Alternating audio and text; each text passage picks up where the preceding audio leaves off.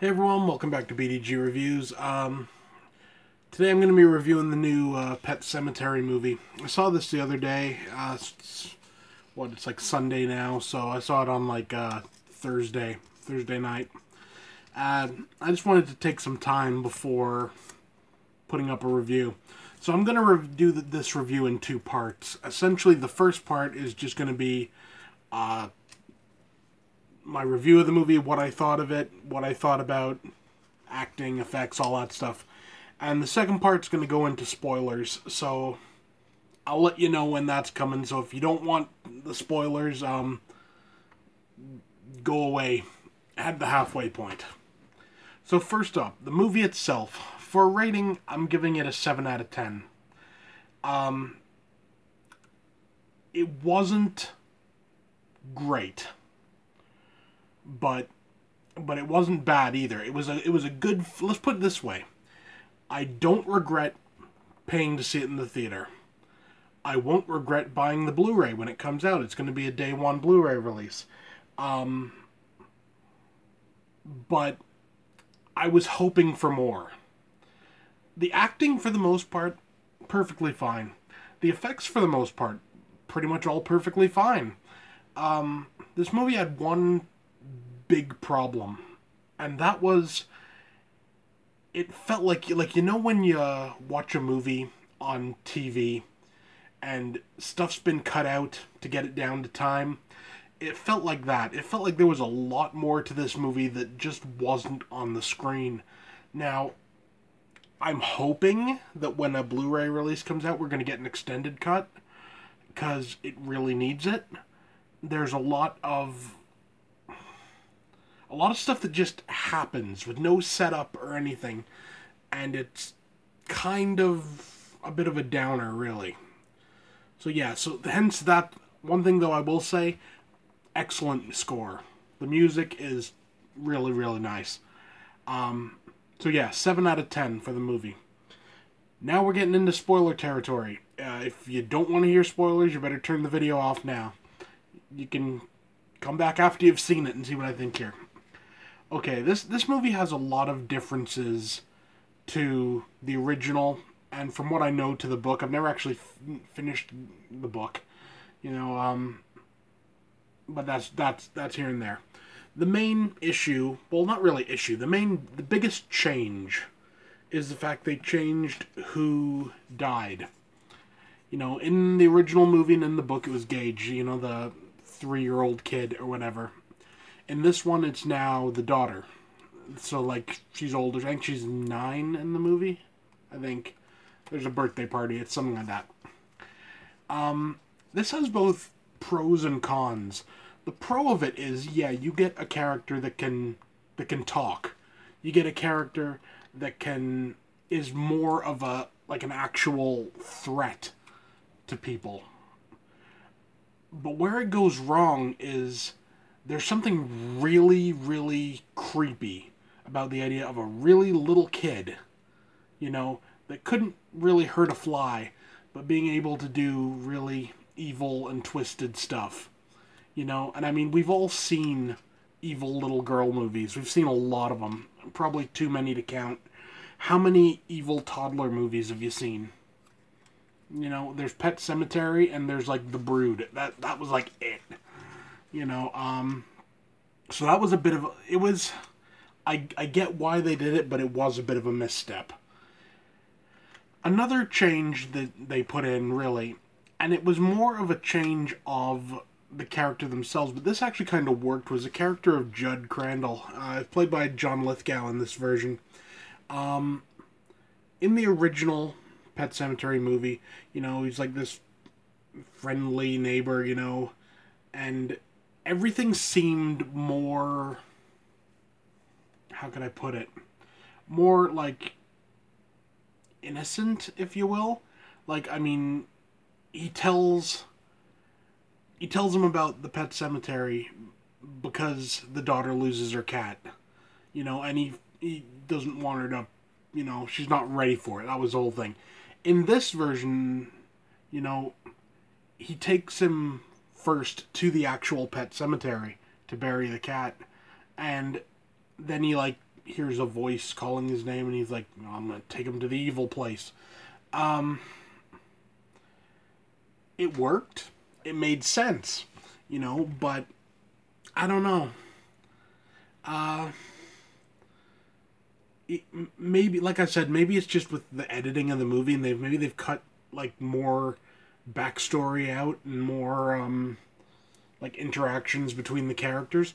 It's like you don't feel the connection really. Essentially, in the original movie and in the book, from what I know, Judd Crandall is kind of like it's Lewis Creed, right? Yeah, it's like it's almost like a surrogate father almost. And there seems to be a genuine affection there between the two characters.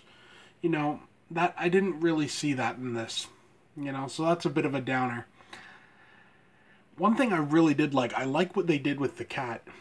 And in the original, essentially, the cat comes back and it's evil.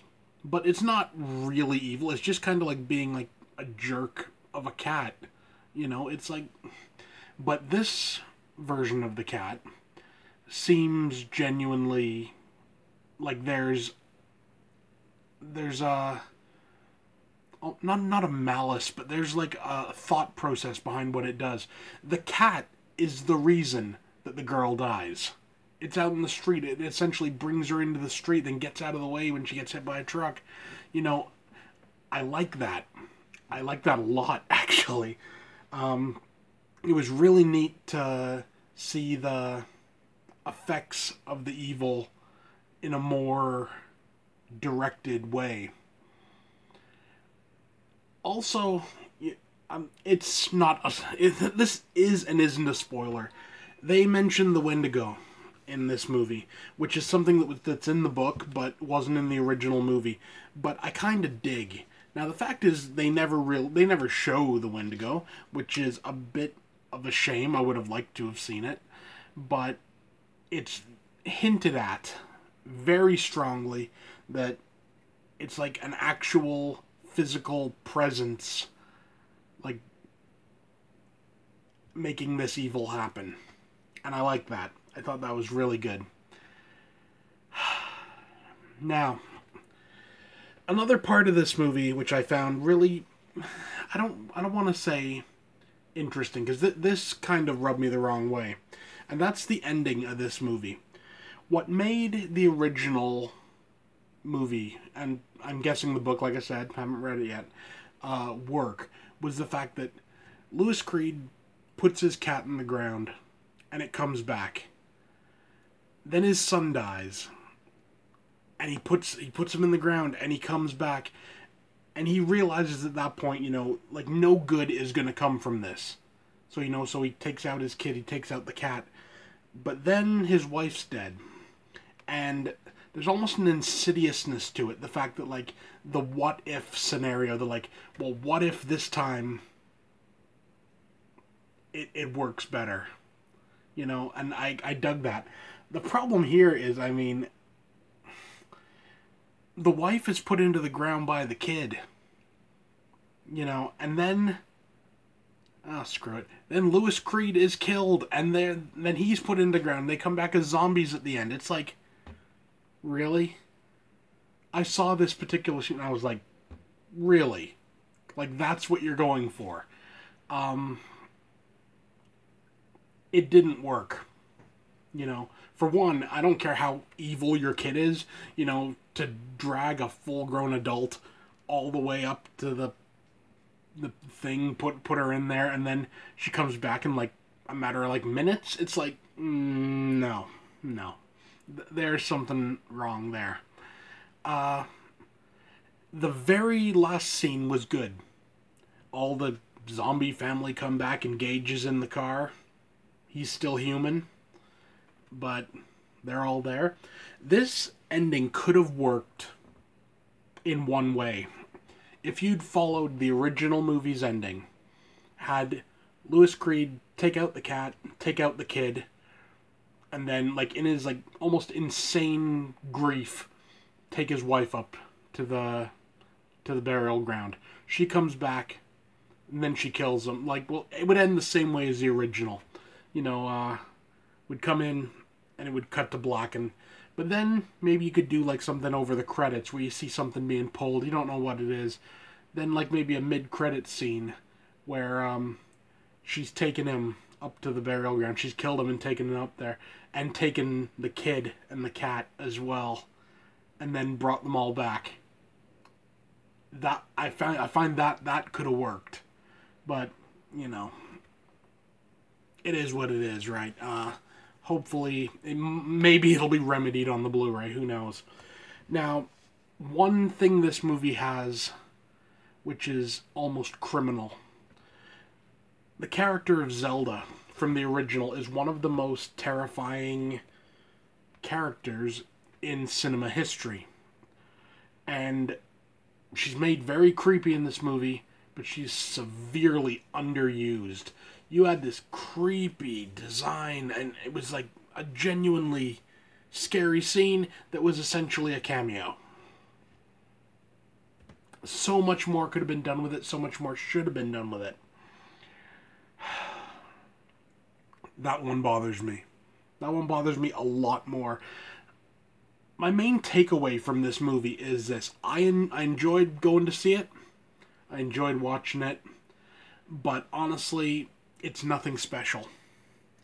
It's a good horror movie, but I guess it kind of suffers from Texas Chainsaw Syndrome, in that you put that name on something and your expectations are raised.